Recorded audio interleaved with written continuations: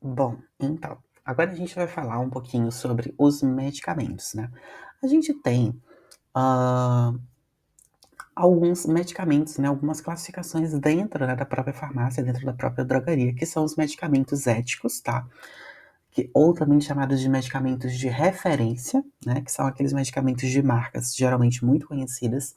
A gente tem os medicamentos genéricos, tá, que foi uma lei imposta no Brasil, né, onde esses medicamentos genéricos, eles possuem apenas o nome da substância, né, do princípio ativo que está ali sendo utilizado. A gente também tem os medicamentos similares que são muito parecidos com os medicamentos éticos.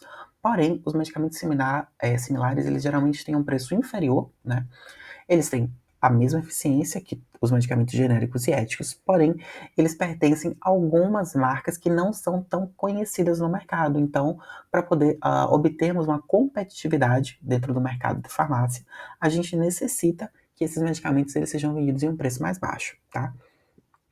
A gente tem os medicamentos onerosos, né, que são aqueles medicamentos que eles eram denominados medicamentos éticos e a partir de então, eles deixaram de vender tanto que eles passaram a ser denominados de medicamentos similares. E a gente também tem os medicamentos bonificados ou até mesmo como outras pessoas acabam falando, né, no cotidiano, os unificados, né. O que que são esses medicamentos?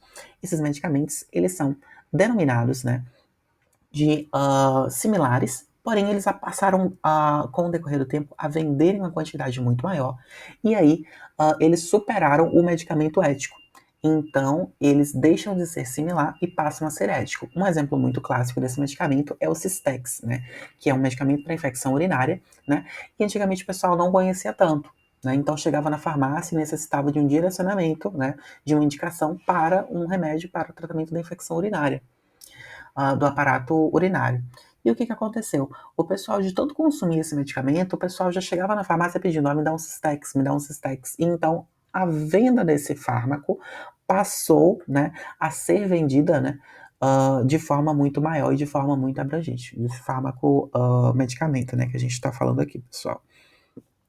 E a gente tem, por último, aqui os medicamentos manipulados, que são os medicamentos produzidos tanto em farmácias de manipulação, né, ou farmácias magistrais, que são a mesma coisa, ou também produzidos em farmácias homeopáticas, que são aqueles medicamentos personalizados, direcionados específicos para um determinado paciente, ok?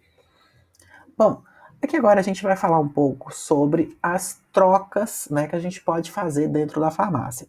A gente tem aqui na imagem os medicamentos genéricos, que eles precisam vir com essa faixa, tá? Obrigatoriamente essa faixa amarela com o G de genérico. A gente tem aqui o medicamento similar e o medicamento de referência, ou medicamento ético, tá? Quais são essas trocas que a gente pode fazer na farmácia? Se o paciente ele chega com uma receita de um medicamento de referência, a gente pode fazer uma troca por um medicamento genérico, tá? Caso o paciente ele precise de um medicamento mais barato.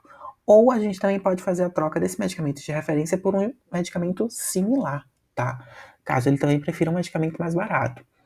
Mas eu nunca e jamais posso fazer uma troca entre um medicamento genérico e um medicamento similar. Por quê? Porque existe uma barreira política aqui, tá, pessoal? Todos os 3 medicamentos, se eles forem iguais, eles possuem o mesmo custo-benefício e possuem a mesma eficiência, tá? Porém, existe uma barreira aqui econômica, uma barreira política que não é permitido, porque se eu realizasse sempre, né, ou então de qualquer forma, realizasse essa troca aqui de um ético por um similar, o que aconteceria?